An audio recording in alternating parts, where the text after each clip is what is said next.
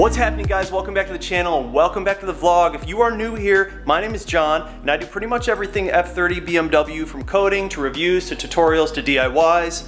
Welcome. So a while back I made a video tutorial on how to code your car with Bimmercode. If you're not familiar with Bimmercode, it is an app that we use to code in features on our F30 BMWs. However, you can use it on different chassis models as well. It's very user-friendly and super easy to learn, so I've taken the time to really figure out the application. And then I make individual videos on how to code each feature in the car, and I upload them for you guys. So ever since I created that new video on how to use Bimmercode, the application has actually changed quite a bit. So I wanted to create an updated video that has all the new features, how to get connected, how to get started, what you need to buy, and just kind of condense it into one good, solid quality video for you guys.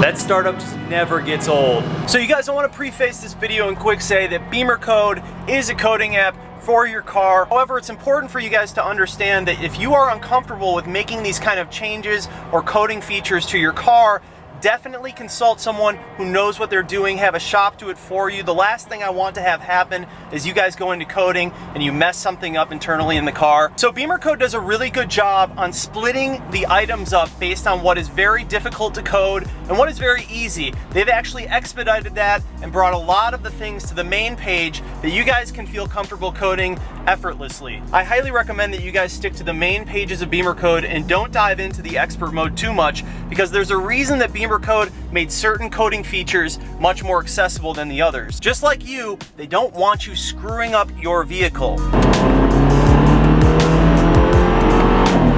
Alright you guys, so in order to get started with Bimmercode, the first thing you're going to need is something to connect your phone to your car. I highly recommend using the iCar Vgate Pro. It's an adapter that allows your phone to connect to your car via Bluetooth connection while using the OBD port in your vehicle. So here is what the actual box looks like that this comes in. And it is the Vgate iCar Pro BLE 4.0. Once you take the adapter out of the box, this is what it actually looks like. And this is the side that you're going to be plugging into your OBD2 port. All right, you guys, so the first part to get started in coding your car with Bimmercode is to take this adapter and plug it into your OBD2 port. I'm gonna show you exactly where that is. So you guys, when you hop out of your car and you head down here, in the corner here, you're gonna see that port right there. That is where we're going to be plugging in this adapter. Alright you guys, so once you have plugged in your adapter to your OBD2 port, you're going to go ahead and open up the app Bimmercode. If you haven't already downloaded it, go ahead and do so from the App Store. So the actual Bimmercode app looks like this. However, to make this whole process easier on my videos, I like to upload a screen capture while I work through the tutorials. So once you guys have the application up, go ahead and hit connect. And then you're going to want to select the series of car that you have. I am a BMW 3 Series F30. So here I am right here, and I'm going to go ahead and connect. So you'll see that there are obviously a lot of options there. Go ahead and just make sure that you pick your correct chassis code. If you guys are unfamiliar with your chassis code, there is this new website called Google where you can go ahead and type in the year and the model of your car and it will tell you your chassis code. Alright you guys, so once everything has loaded up, this is the main screen of Bimmercode. So these are the categories that you're going to jump into for each coding possibility. All of these features are laid out basically in functions and sections of the vehicle. Bimmercode has taken all of these different categories and laid them out for us, so we kind of know what we're looking for right off the bat. So the first category, Advanced Crash Safety Module, is going to allow you to change settings with your seatbelt or your seatbelt reminder. Basically anything that has to do with in case the vehicle were to get into an accident. I highly recommend that you guys do not go into expert mode when you're in this category. If you want to change something, just change it in the main page. Bimmercode has given us the most realistic options on the main page, so we shouldn't be jumping into expert mode. We could be potentially harming the vehicle or ourselves if something were to happen in an accident. The next category is air conditioning. Honestly, I've never even gone in here. This is my first time using this one, but air conditioning on in auto mode, air conditioning setting memory. If you guys want to change that stuff, you can go ahead. Maybe your car didn't come with it, so I could see why someone maybe would want to use that. But to be honest with you, I highly doubt that a lot of people are actually using this category, so I can understand why they only put 3 things in here. So the next category is front electronic module, and quite frankly, you guys are going to be probably spending the most of your time in this category. It has so many features. If we just scroll through it quick, we can see ambient lighting brightness, angel eyes, shut off iDrive system when driver door is open. All of the auto start stop functions are in here. Some brake force things. I've actually never messed with those. Comfort opening is a really big one. Comfort opening and comfort access has a lot to do with your key fob working with the vehicle. Think about your mirrors folding when you lock it. You can even mess with the headlight washers. You can adjust the indicators flashing when locking and unlocking. You can mess with the cornering lights. You can change the door handle lights, the side markers.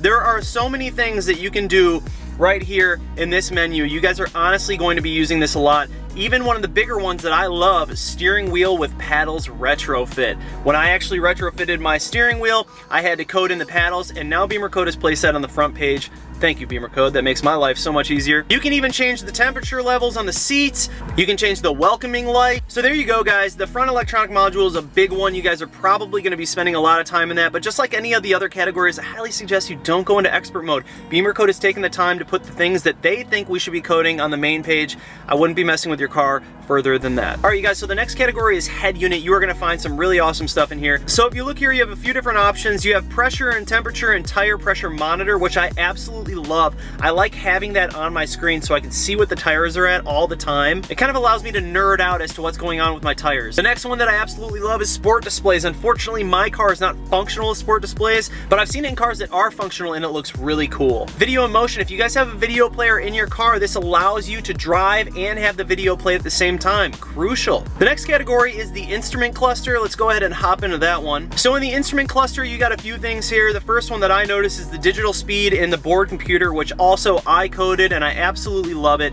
You have a lot of other things. You have your start logo. You can change it from M Performance to all of these different kinds of logos. And also to have the instrument cluster display that you're doing Sport Plus driving mode. This is the second part of Sport Plus driving mode coding, is also here in the instrument cluster.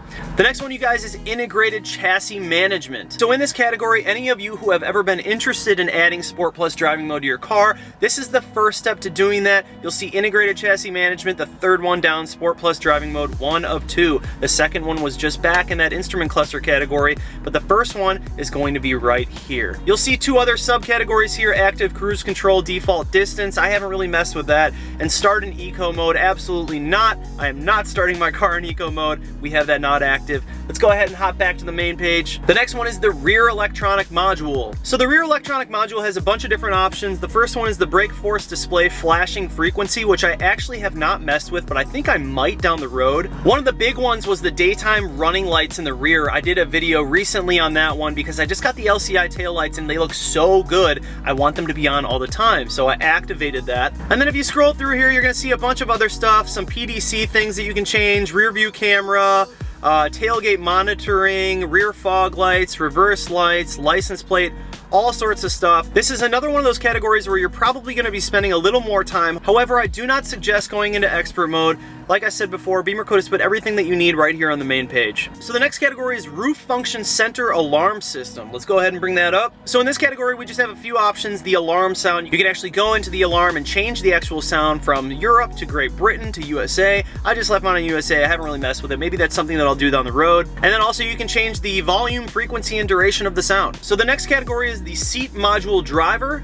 Let's hop into that one real quick. So this is honestly one of those categories where you're probably not going to visit much. So there's one option in here, seat heating and cooling setting memory. I haven't even messed with that, and I have no intentions to do so. So this last category, transmission control unit, is crucial. And here you are going to find something called Sport Automatic Transmission. And oh, what a wonderful thing Sport Automatic Transmission is. Sport Automatic Transmission allows your car to rev higher, faster, shift faster. It is awesome. And if you haven't coded it into your F30 yet, I highly suggest you do it. All right, you guys, so in a nutshell, those are all of the categories here that we have in Bimmercode. They all provide value to different functions in the vehicle. What we're gonna do really quick is I'm just gonna hop into something and show you how to code it to show you what that experience might be like. So we're gonna go ahead and hop into head unit. What we're gonna do is I'm just gonna go into maximum value at startup, and I'm gonna change it to 30 just so we have something to code for you guys. So we changed that to 30.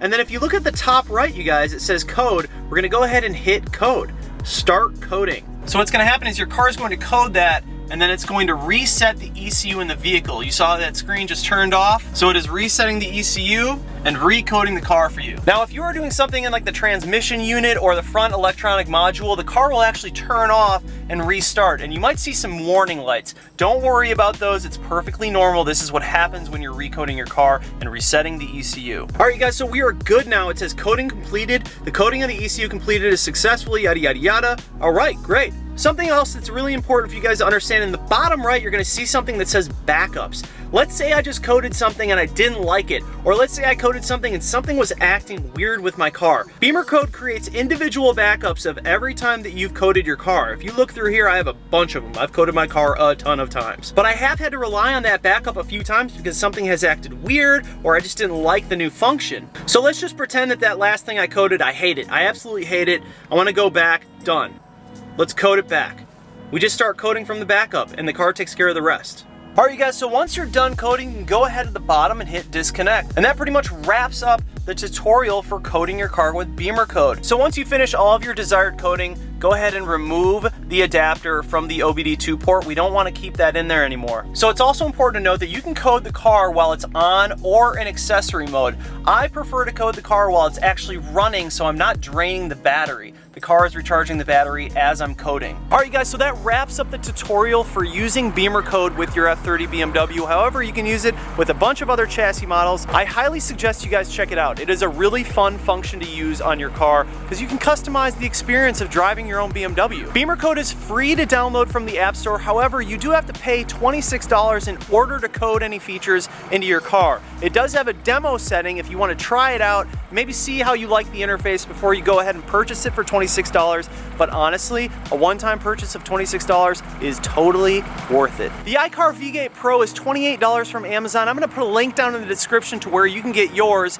It's very, very simple to use. It comes fast and with free shipping. Anyways, guys, thank you so much for watching the channel. Thank you for subscribing. If you're new here, welcome to the family. Please do subscribe. I hope you guys enjoy the content. Comment down below and tell me what else you want to see. Like this video, and I will see you in the next one.